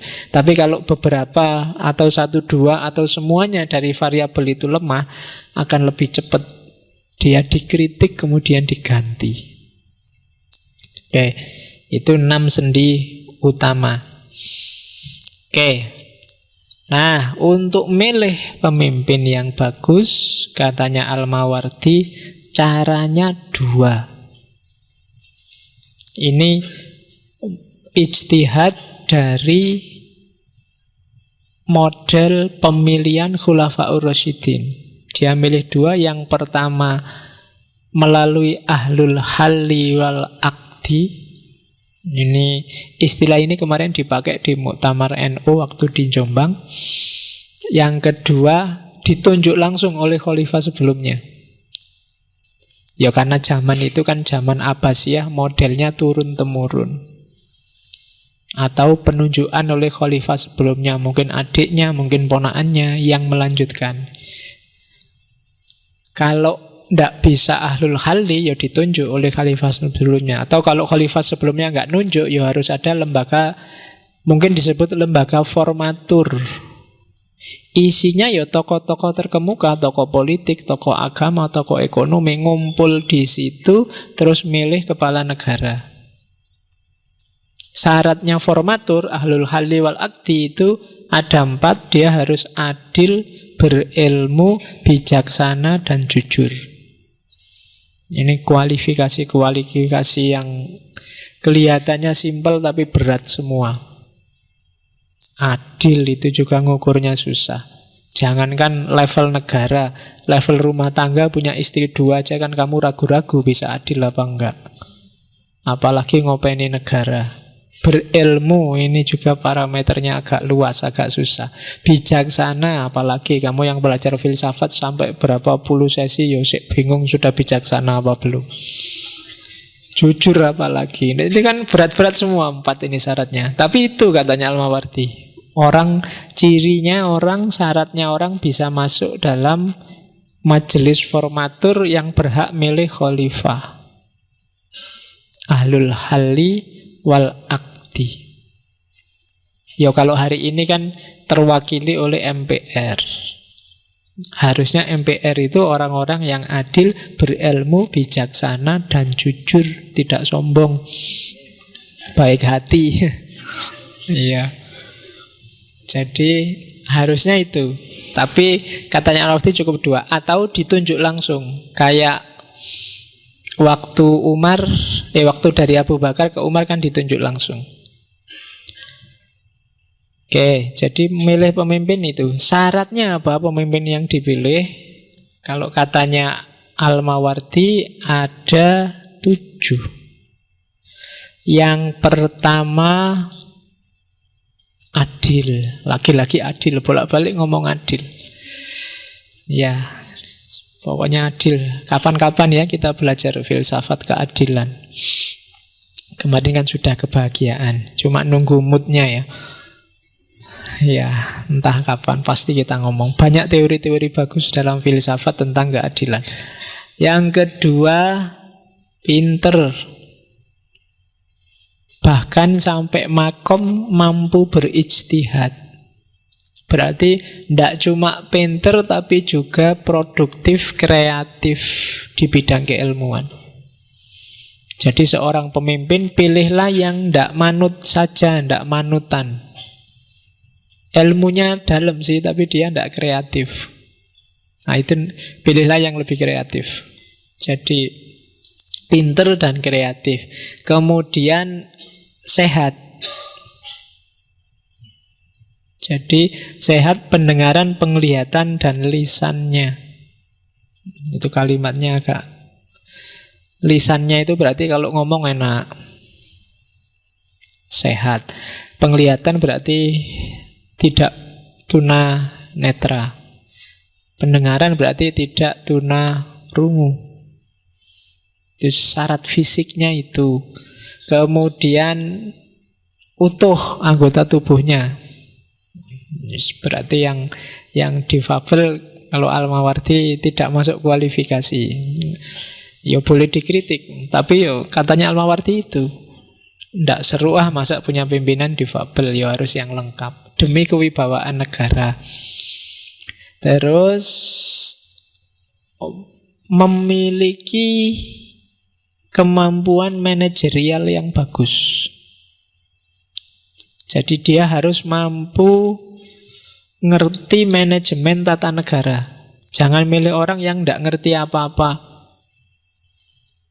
Selama ini jadi pedagang ngertinya ilmu ekonomi, atau selama ini hanya tidak punya pengalaman sama sekali, itu mengkhawatirkan. Cari yang ngerti tata negara, ngerti manajemen. Terus yang selanjutnya berani, tidak pengecut. Ditantang ya ayo. Ada yang macam-macam menyinggung, sikat aja. Itu kendel berarti. Bukan pemimpin yang pengecut. Jadi fisiknya bagus, psikisnya bagus, mentalnya juga bagus. Dan yang terakhir Quraisy. Ini kamu yang berat itu. Ayo. Nyari di Indonesia tinggal Quraisy Shihab. Yang lain gak layak. Nah ya ini debatable. Jadi kenapa? Ya memang ada kan hadisnya Nabi, al-a'immatu min Quraisy. Maksudnya ada yang bilang ini afdholiyah. Afdholiyah itu kalau ada calon pemimpin sama-sama qualified 3 orang, dari 3 ini ada yang Quraisy, pilihlah yang Quraisy. Kalau jadi bukan berarti yang tidak Quraisy nggak boleh jadi pimpinan. Kalau memang konteksnya harus tidak Quraisy, ya tidak apa-apa tidak Quraisy. Itu tafsir pertama. Kalau katanya Ibnu Sina, pilihlah Quraisy, itu maksudnya ya sifatnya. Orang Quraisy itu kan amanah, mampu, dan berwibawa. Kan dia yang menjaga kota Mekah, Khodimul Haramain zaman itu, menjaga Ka'bah. Tanggung jawabnya orang Quraisy. Maka katanya Ibnu Khaldun ya, maksudnya al-a'immah min Quraisy itu pilihlah pemimpin yang amanah dan berwibawa, punya kemampuan. Ada yang bilang Quraisy itu ya kayak surat li'ila fi Quraisyin itu. Kan Quran sendiri menyebutkan li'ila fi Quraisyin. Demi tradisi kebiasaan orang-orang Quraisy. Apa sih cirinya orang Quraisy? Ila fihim rihlatas syita'i wassoif. Kebiasaan mereka melakukan perjalanan dagang di musim panas dan musim dingin. Maksudnya apa? Dinamis, punya jiwa entrepreneurship. Ada loh tafsir yang gitu. Jadi tidak statis, dia punya, kan tafsir sekarang kan gitu arahnya. Jadi syita'i wassoif, dia punya gaya dagang sendiri. Berarti kreatif. Urusan dunia, ya kan? Ila fi Quraisyin ila fihim fal ya'budu rabb hadzal bait. Kalau tadi kan dimensi duniawinya, cuma orang Quraisy ini enggak cuma mikir dunia tapi juga mikir akhirat. Fal ya'budu rabb hadzal bait. Spiritualitasnya tinggi. Jadi pilihlah pemimpin orang Quraisy, punya jiwa entrepreneurship bagus dan spiritualitasnya tinggi.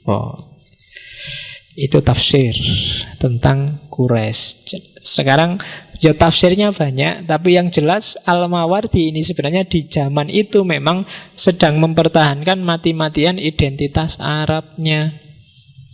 Karena sedang terancam oleh profesionalisme model Persia, model Turki. Sebelumnya kan pemimpin-pemimpin inti itu dari kelompok Arab, khususnya Quraisy. Tapi ini kalau dibiarin terus-menerus, orang-orang Turki, orang-orang Persia mulai banyak jadi pejabat penting. Lama-lama kehilangan Arab. Maka dalam konteks itu, apalagi yang merintah pesenannya sultannya, ya harus dipertahankan. Al-Aimah harus tetap min Quraisy, dari Bani Abbas. Bani Abbas kan ya gengnya klan Quraisy. Jadi itu syarat-syaratnya itu. Terus tugasnya apa? Memimpin negara itu, ini nanti kamu baca ya. Walau tak jelasin satu-satu panjang, diwaca wis paham. Yang pertama, menjaga agama. Pasti itu. Jangan sampai ada kegiatan, pemikiran, tindakan, aktivitas yang merusak agama dengan gaya apapun. Ya kalau di Indonesia berarti agama apapun juga. Jangan saling rusak. Terus melaksanakan hukum dengan adil, tidak memihak. Negara nggak boleh memihak. Kalau di tengah masyarakat ada kubu-kubu, ada konflik-konflik. Itu yang kedua. Negara kacau itu biasanya kalau negara juga jadi kubu sendiri atau memihak salah satu kubu. Dia harus netral, mempertimbangkan kepentingan semuanya. Yang ketiga, menjaga perekonomian. Jangan sampai jatuh. Karena ekonomi itu kan penting. Kadang-kadang jauh lebih penting dari segalanya, kayak katanya Karl Marx. Oke, yang keempat, menjaga HAM lewat hukum. Hukum harus tegak. Terus menjaga wilayah perbatasan. Terus siap jihad melawan musuh. Wah, siapapun. Tapi pertama-tama tugasnya negara. Jadi jangan mau kamu disuruh perang sebelum negaranya sendiri mau perang. Misalnya perang sama apa, yuk rakyatnya maju dulu. Tidak boleh, harus negara. Itu tugasnya negara. Rakyat yang harus dilindungi. Terus mengkoordinasi fight itu rampasan perang. Kalau hari ini mungkin jarang dibahas tema-tema ini. Zakat. Pokoknya urusan pengumpulan harta. Terus mengatur kekayaan negara. Jangan sampai dikorupsi. Hari ini kan di mana-mana ada korupsi. Nah itu sudah dibahas oleh Al-Mawardi. Jangan sampai kekayaan negara dibahas. Yang kesembilan, mengikuti nasihat orang bijaksana. Mendengarkan, kalau hari ini mungkin bangsanya DPD, bangsanya apa, yang gegeran sendiri itu kalau di Indonesia. Padahal disuruh dengerin orang-orang tua itu, orang-orang pinter itu. Ya susahnya sekarang orang pinter itu kan punya kubu sendiri-sendiri kalau di Indonesia hari ini. Jadi susah. Kalau zaman dulu, filosof, orang-orang pinter, ilmuwan itu dikumpulkan di istana. Kehidupannya dijamin. Pokoknya disuruh mikir, pokoknya produksilah ilmu sebanyak-banyaknya, nggak usah mikir ekonomi.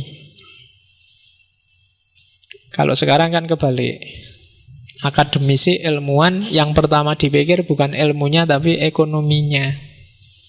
Itu yang saya bilang di awal tadi, tragedi hidup kita di Indonesia. Di Indonesia ilmu itu murah, jauh lebih murah daripada rumah, motor, mobil apalagi. Jadi itu yang bikin dunia akademik kehilangan wibawa kalau di Indonesia dibandingkan dunia ekonomi. Dan yang terakhir, pengawasan terhadap pelaksanaan semuanya. Terus lembaga negara ada 4. Yang pertama kementerian, para menteri. Terus yang kedua kepala daerah. Yang ketiga lembaga khusus seperti Kodi, pemimpin tentara, penjaga keamanan, dan seterusnya. Direktorat-direktorat. Kayak KPK dan kawan-kawan. Itu lembaga ketiga. Lembaga keempat yang kekuasaannya khusus di daerah. Kalau yang tadi lembaga khusus level negara, KPK, KPAI itu kan level negara. Yang ini yang terakhir lembaga khusus yang ada di level daerah. Itu semua dibahas oleh Al-Mawardi di situ. Terus wazir. Menteri ada 2. Yang pertama wazirut tafwid, yang kedua wazirut tanfid. Saya tidak tahu, jangan-jangan dari sini terus ada Tanfidiyah sama Suriah itu di NU, tapi mungkin tidak juga ya. Wazirut Tanfid, Tanfid ini Perdana Menteri. Tafwid, Wazirut Tafwid ini Perdana Menteri. Di Indonesia nggak ada Perdana Menteri. Dulu ada, tapi sekarang nggak ada. Ini tangan kanannya Khalifah. Yang ini yang oleh Al-Mawardi disarankan harus Arab. Jangan sampai bukan Arab, karena posisinya penting. Jadi wazirut tafwid. Dan syarat-syaratnya harus ketat, jangan sembarangan orang. Kalau di kerajaan zaman dulu ini patihnya, Gajah Madanya. Ya, kalau patih kan yang di kepala kita yang terbayang biasanya Gajah Mada, Mahapatih. Gajah Mada itu karir awalnya jadi polisi Bayangkara. Polisi terus jadi Mahapatih karena dia nasibnya bagus. Polisi pada waktu terjadi pemberontakan, nontran-nontran, dia yang menyelamatkan Jayanegara, raja zaman itu, untuk lari. Jadi jasanya besar. Terus dinaikkan pangkatnya sampai akhirnya karir puncaknya jadi Mahapatih. Meskipun terus kena kasus. Terakhir itu kan kasus disingkirkan, tapi ya karena negara sudah sangat tergantung pada dia, ditinggal Gajah Mada ya kacau. Dipanggil lagi tapi sudah tua, sudah jadi sufi. Sufi itu kan sudah nggak bisa lagi mikir dunia, sudah berat. Nah, wazirut tafwid itu kayak Gajah Mada zaman itu. Milihnya harus hati-hati, nggak boleh sembarangan. Kalau wazirut tanfid ini harus dipilih dari orang-orang ahli sesuai bidangnya. Menteri pendidikan yang ngerti tentang pendidikan. Menteri olahraga harus yang ngerti tentang olahraga. Menteri apalagi? Sosial ya harus orang yang ngerti tentang sosial. Menteri agama harus orang yang ngerti tentang agama. Di Abbasiyah Ela Amawati itu tidak ada departemen agama, tidak ada. Al-Mawardi itu jabatannya adalah Qodil Qudot. Apa Qodil Qudot itu? Ketuanya para Qodi yang tugasnya melahirkan fatwa. Jadi Qodi itu, kalau di Indonesia kan ada MUI. Cuma MUI itu nggak kayak lembaga Qodi. Pasnya pengadilan. Jadi pengadilan agama yang isinya ahli-ahli agama. Tugasnya ngasih fatwa. Kalau di Indonesia kan pengadilan agama isinya PNS. Yang isinya ulama itu MUI. Tapi MUI nggak punya kekuatan fatwa. Dia cuma punya kekuatan informasi hukum. Fatwa itu kan harus mengikat. Meskipun MUI teriak-teriak rokok itu haram, kamu ngerokok juga tidak apa-apa, wong. Hukumnya bukan hukum positif. Nah, itu bedanya. Kalau di Al-Mawardi, apalagi dia jabatannya Grand Mufti Qodil Qudot. Jadi kodinya para kodi. Jadi dia puncaknya. Dia ngomong apa aja bernilai fatwa. Dan mengikat. Bagi yang menyalahi urusannya hukum negara. Nah, itu berat. posisinya. Nah, waziru tanfid ini menteri-menteri yang bidang-bidang profesional tertentu. Terus ada pemerintah daerah. Pemerintah daerah jenisnya ada dua. Ada imaratul istiqfa dan yang kedua imaratul istila. Imaratul istiqfa itu pembantu presiden, kepala daerah yang diangkat langsung oleh khalifah. Kalau yang istila itu yang ngangkat bukan khalifah, yang ngangkat masyarakat lokal. Khalifah cuma mengesahkan. Biasanya sudah ada keluarga-keluarga, sudah ada klan-klan tertentu yang berkuasa di situ. Kayak Jogja ini mungkin masuk istilah. Sebelum dipilih, ditentukan presiden, sudah duluan sultan yang jadi gubernurnya dan presiden cuma mengesahkan. Jadi antara pengesahan sama penetapan. Kalau istighfa itu sakarepe khalifahnya. Kalau untuk Jogja kan khalifahnya tidak ada khalifah. Presidennya kan nggak bisa sakarepe. Orang Jogja sudah mantep milih sultan. Mau ndak mau ya harus sultan. Nah itu istilah namanya. Dan masing-masing ada konsekuensinya sendiri, panjang. Silakan dibaca sendiri di Al-Mawardi. Oke, terus peradilan. Peradilan ini berarti ya kejaksaan, Mahkamah Agung, puncaknya. Jadi dimulai dari polisi. Ya polisi zaman Abbasiyah. Nanti kalau membaca Ibnu Khaldun ada sendiri tugas polisi dengan gaya-gaya kepolisiannya. Termasuk urusan gimana polisi ketika ngopeni jalan, kemudian gimana kalau di pasar, gimana dan seterusnya. Itu kalau di Ibnu Khaldun dibahas detail. Di Al-Mawardi ini beberapa juga dibahas. Oke. Yang jelas kalau di Arab ya polisinya jubahan tetap. Laskarnya jubahan. Indonesia kan pakai baju. Oke, ya kalau polisi paling mengesankan kan biasanya polisi India. Itu yang terkenal di mana-mana.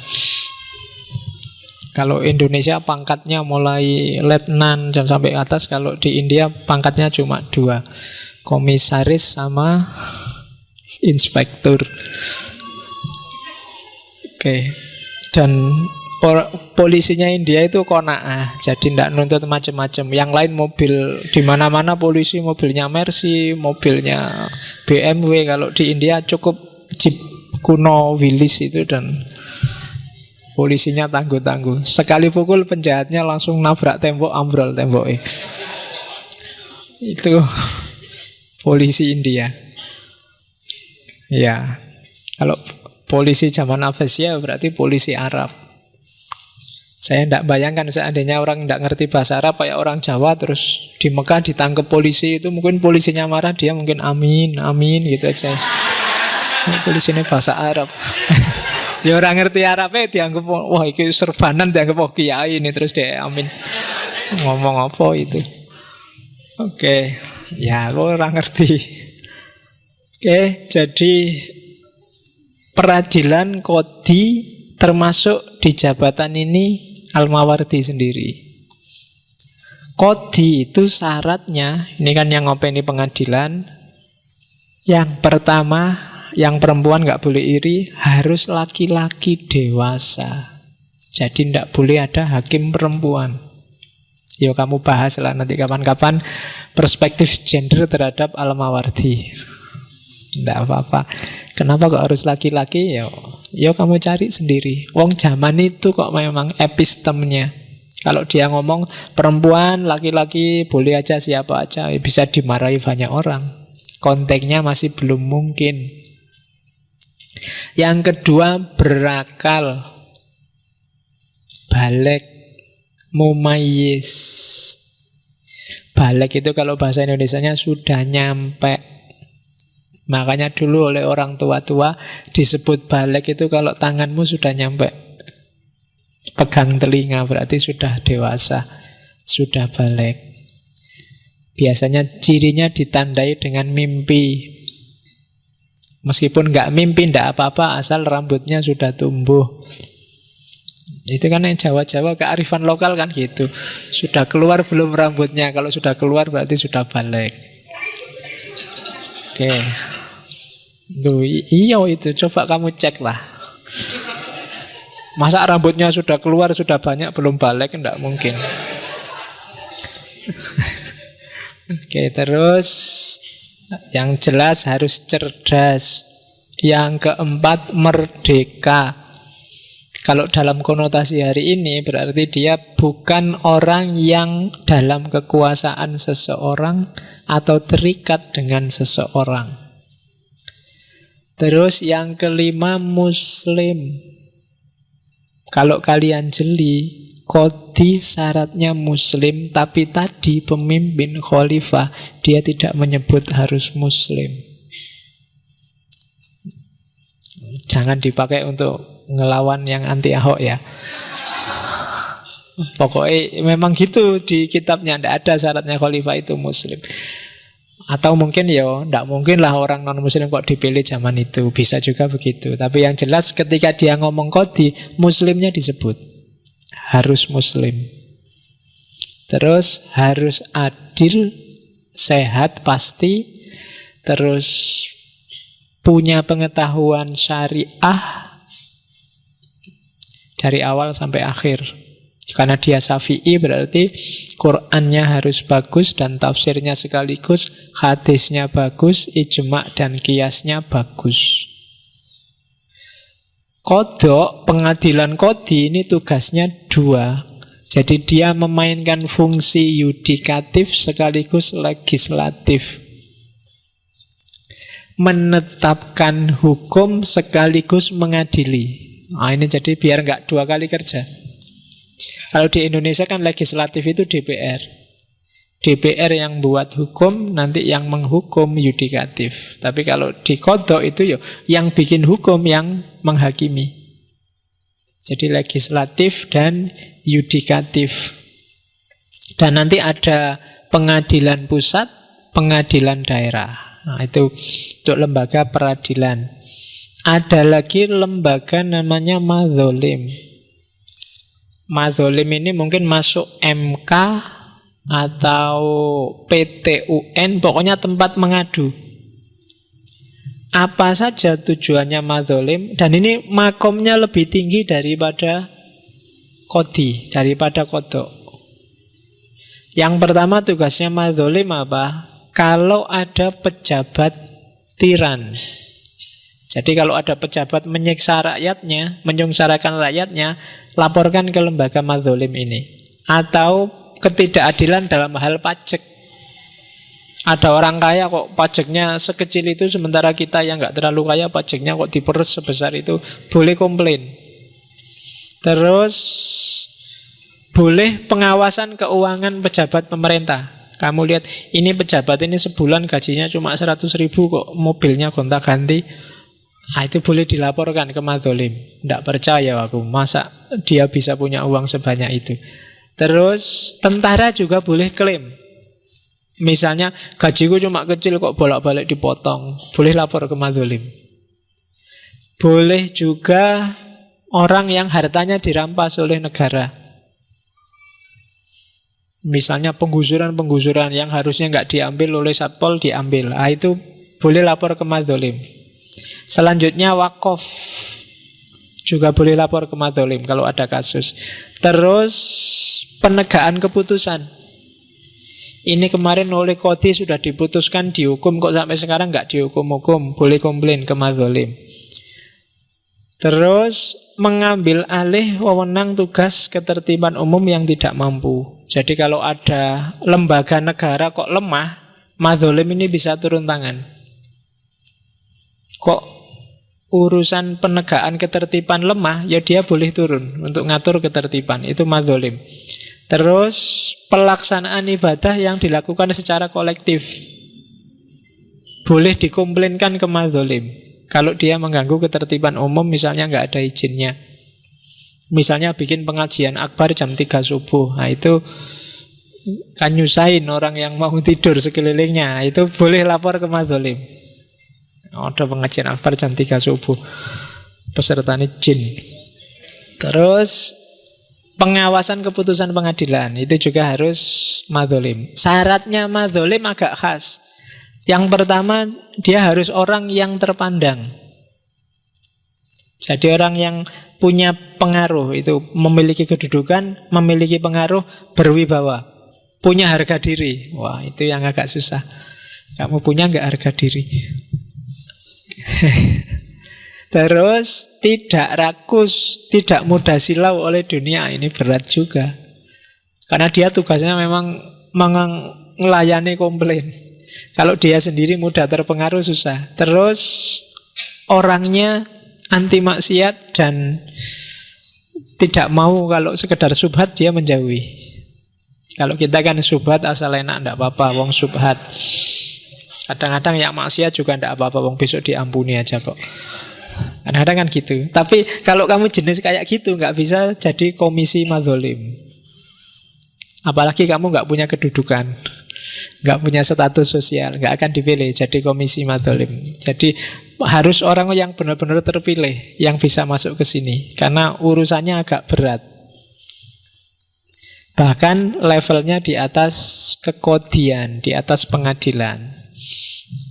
Oke, terakhir, biar nggak capek ngomong politik. Sekarang prosedurnya sekarang gimana kalau khalifah mau ganti, mau pilihan, mau pemilu. Ini prosedur pemilu versi Al-Mawardi.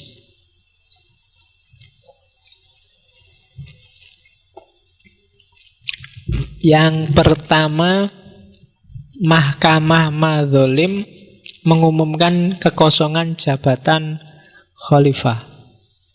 Misalnya khalifahnya meninggal atau sakit permanen, tidak bisa melaksanakan tugasnya.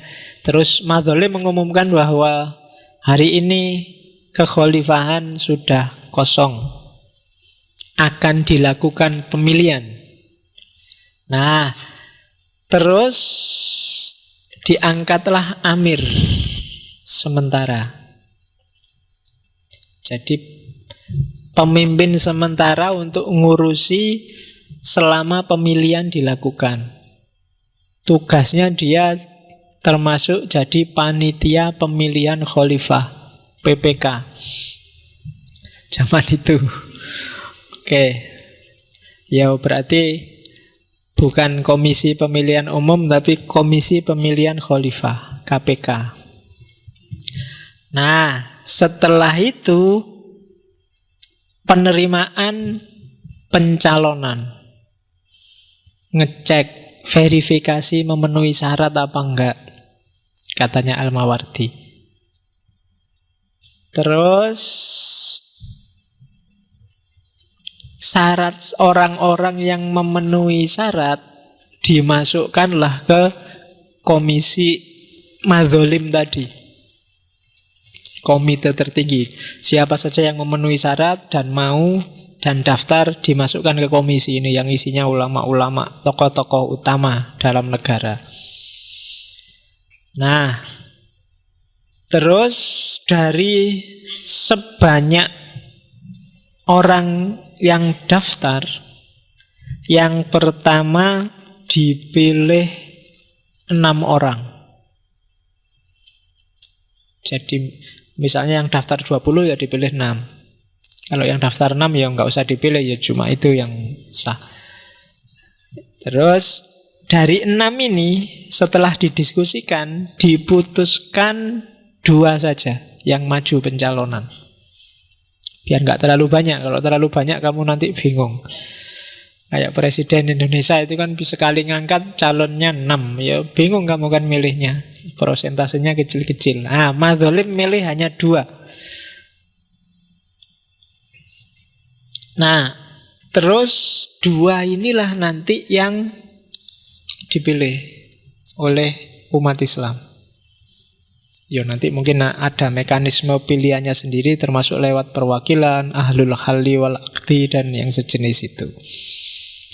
Nah, terus hasil pemilihan diumumkan ke umat Islam semuanya bahwa telah terpilih khalifah baru.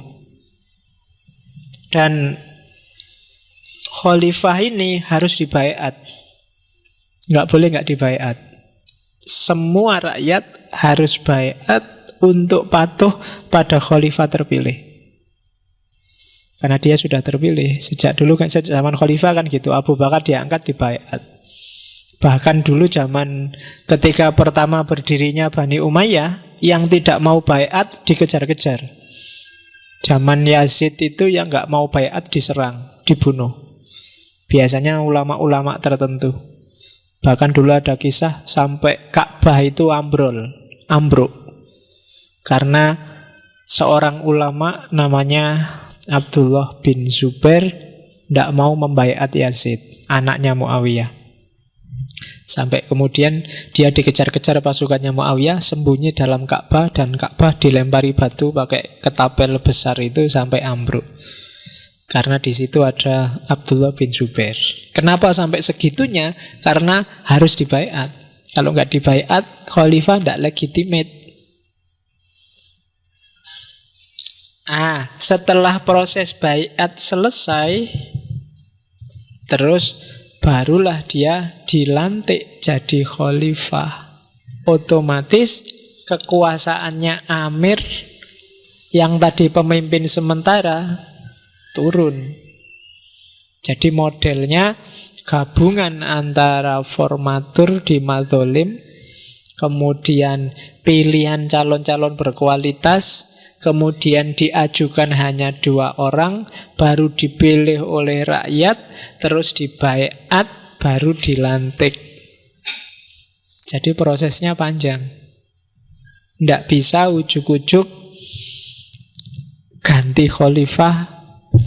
Kalau menurut Al-Mawardi loh, misalnya lewat jalur keturunan, harus ada baiat. Seandainya keturunan pun harus pakai baiat. Kalau nggak pakai baiat, berarti kekhalifahannya tidak legitimate. Nah, jadi itu sistem politik teokrasinya Al-Mawardi. Jadi corak ketuhanannya tidak vulgar dengan misalnya pokoknya Quran dan hadis harus masuk. Tapi agama masuk pelan-pelan kayak tadi, lewat lembaga qadhi, lewat syarat-syarat pemimpin, lewat pilar-pilarnya negara. Jadi ada bau substantifnya, tidak ujuk-ujuk terus deklarasi jadi negara Islam. Nah, itu versinya Al-Mawardi. Nanti mungkin ada agak sedikit beda dengan versinya Ibnu Khaldun. Tapi yang jelas saya bilang tadi, Al-Mawardi ini sedang berusaha mempertahankan dinasti yang sedang mau jatuh. Makanya kadang-kadang ada narasi-narasi yang membela Arab, membela Quraisy. Itu sebenarnya karena penguasa dinasti ini kan orang-orang Arab, khususnya orang-orang Quraisy. Jadi melihatnya dalam konteks itu. Nanti ada beberapa bagian yang misalnya isinya membolehkan kekerasan untuk mengatasi masalah, konotasinya ke sana, dan itu nanti menginspirasi antara lain Il Principe-nya Machiavelli. Tapi prinsip-prinsip umumnya sama, semacam ini. Oke, jadi itu negara teokrasi. Dan saya bilang tadi, ini konsep awal kekhalifahan yang nanti dikembangkan lagi oleh banyak ulama, disempurnakan sesuai versi masing-masing, termasuk beberapa konsep mutakhir seperti konsep kekhilafahan dalam HTI misalnya. Inspirasi awalnya dari sini, dari kitabnya Al-Mawardi. Nama bidang keilmuannya namanya fikih siyasah atau siyasah as-syar'iyah. Kadang-kadang disebut juga politik Islam kalau di Indonesia. Jadi cabangnya itu. Kalau di UIN ya mungkin masuk fakultas syariah. Cuma kalau Al-Mawardi tidak cuma ngomong politik, tapi kan kelihatan tadi ngomong ekonomi juga, ngomong hukum juga. Dan itulah uniknya politik Islam. Kalau kajian politik Barat, politik ya politik tok. Ekonomi urusan yang lain, kemudian kehidupan sosial urusan yang lain. Jadi teorinya pecah-pecah, parsial. Kalau di Al-Mawardi ya enggak, jadi satu. Karena politik itu kan dari akar kata politeia, tata masyarakat.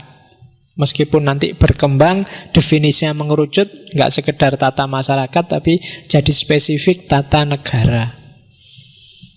Intinya, menata kehidupan sosial bersama biar tidak clash, tidak konflik antar individu dalam kontrak sosial. Oke, itu wawasan malam ini tentang Al-Mawardi dengan Al-Ahkam As-Sultaniyah. Minggu depan kita sesi terakhir di politik alternatif. Kayak dulu kita sesi-sesi akhir kita ke Indonesia. Minggu depan kita temui Soekarno dengan Marhainisme. Kita sudah kenal Hitler, sudah kenal Thomas Hobbes, kenal Al-Mawardi. Minggu depan kita coba tengok sebentar kayak apa sih konsep yang ditawarkan Soekarno dengan Marhainismenya. Ini kan semacam ideologi politik juga, gabungan antara beberapa ideologi, mirip kayak ceritanya Hitler kemarin, meskipun kisah dan nasibnya tidak kayak Hitler. Oke, saya kira itu untuk malam ini. Wallahul muwaffiq wal afu minkum wallahu a'lam bissawab. Wassalamualaikum warahmatullahi wabarakatuh.